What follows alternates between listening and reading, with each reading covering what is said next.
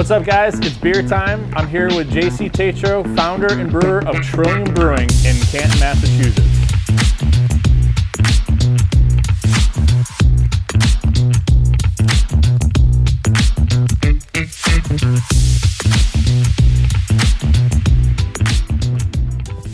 Today we're going to be trying Armatage, which is an American wild ale with, how do you pronounce this, JC? Arcatzelli grapes. Arcatzelli grapes. So let's crack these and we'll dive into them. Yeah, go ahead. Yeah. You'll notice it pours super bright, so I prefer to decant off any sediment that's on the bottom there, so save the last. Yeah, it's crystal. Yeah, so it's been conditioning for quite a while. We packaged this in February of this year. Okay. Now, I mean, right off the bat, I'm getting like almost like a sour smell. Sure. Is that I'm assuming that's coming from the grapes that you guys are putting in there? Yeah, it's both from the fermentation and from the wine grape juice that we put in there. All right, I gotta give this a try. Cheers, friend.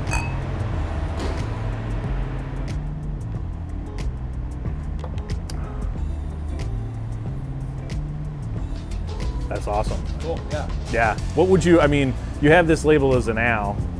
It has a very sour profile. Yep. So it's fermented with a mixed microbe culture that was captured from wine grapes from the vineyard where Esther and I were married in Stonington, Connecticut. So I did that way back when as a home brewer. Got really kind of nerded out and geeking out about kind of the origins of fermentation, and of course yeast comes from the world around us, and there really weren't many examples of true American strains. So yeast naturally grow on the skins of fruit, so what better place to grab some of our own yeast that we could use for our beers, particularly ones that live true to concept of New England farmhouse brewing and from those grape skins. So it's a whole mixed microbe of cultures, and we've been maintaining that since before Trillium even was.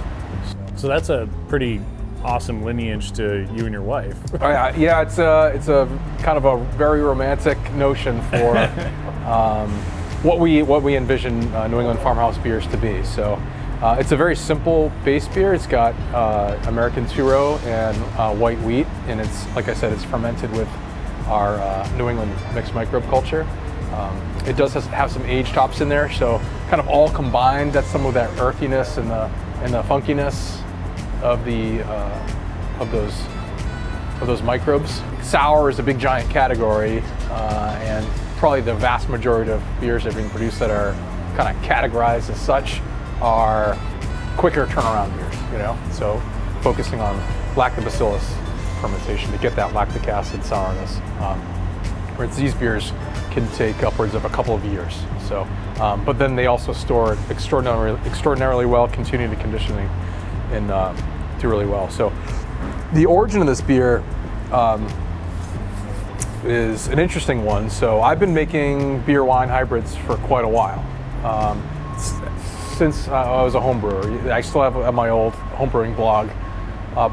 It's an old blog spot, and I used to just kind of write details down about the recipe and intention and inspirations there.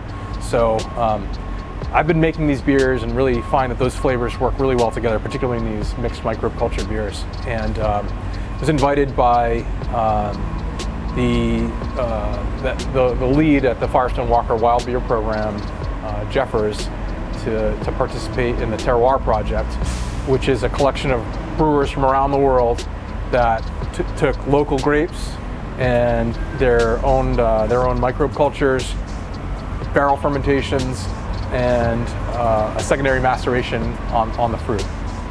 And then the next year we would have a small kind of get-together and festival.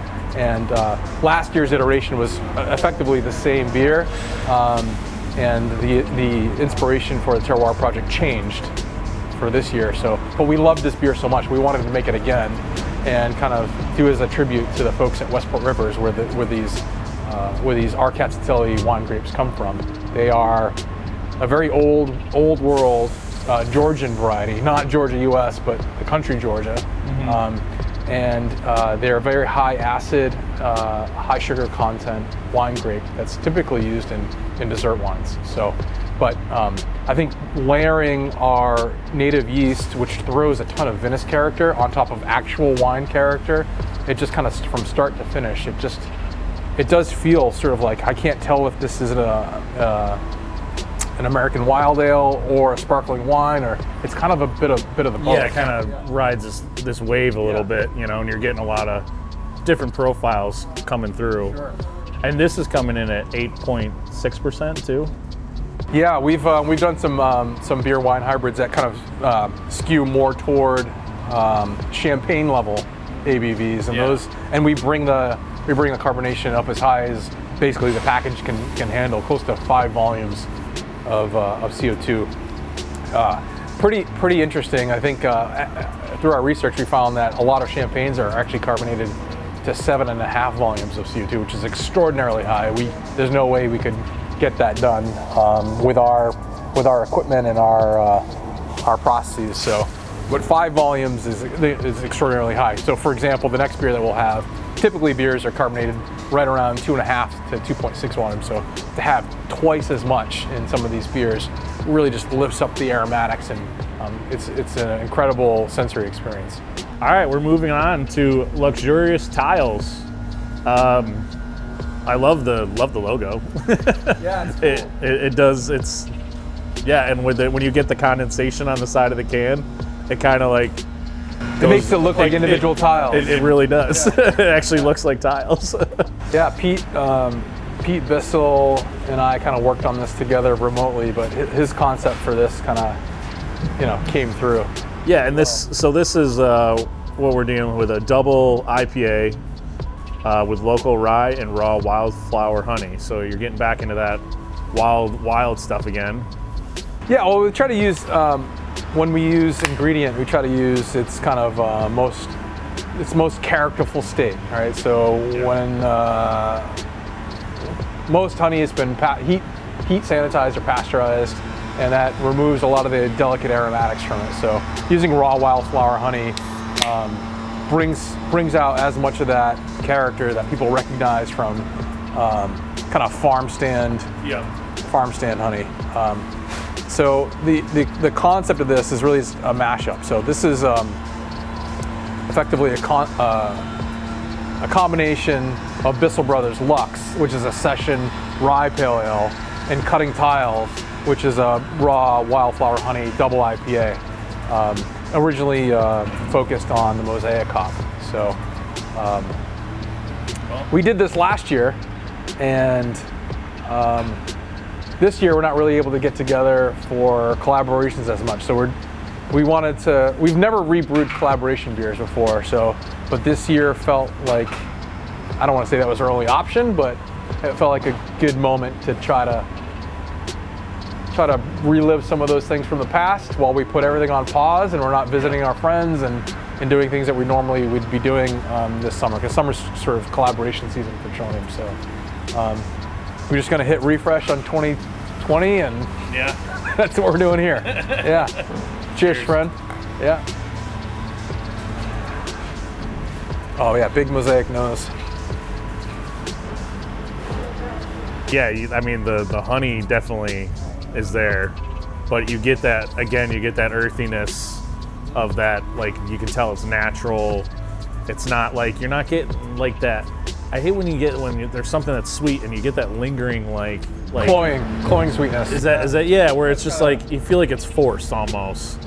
And this is just like, it's got that almost like when you taste raw sugar cane, how it has that earthiness to it, but with honey, which is kind of nice. And then the IPA factor in the beginning, when you smell it, you get this very it smells like you're in a field, but it doesn't hit as much as I would imagine it would, which is, for me, I love, because I'm more of a double IPA guy myself, because I like the sweeter notes and less of the bitterness.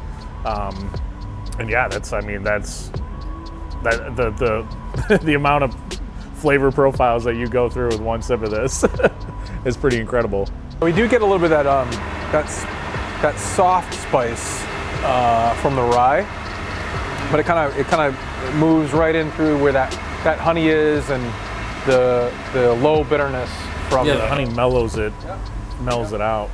It's really nice. We source that from Valley Malt. So they have a variety of rye called Danko rye, and it's a Polish baking variety of rye. So it tends to have a much softer profile, but has that bit of earthy bitterness there. So yeah, it just kind of worked out perfectly for the flavor and aroma profile for this. And I'm really happy with this one.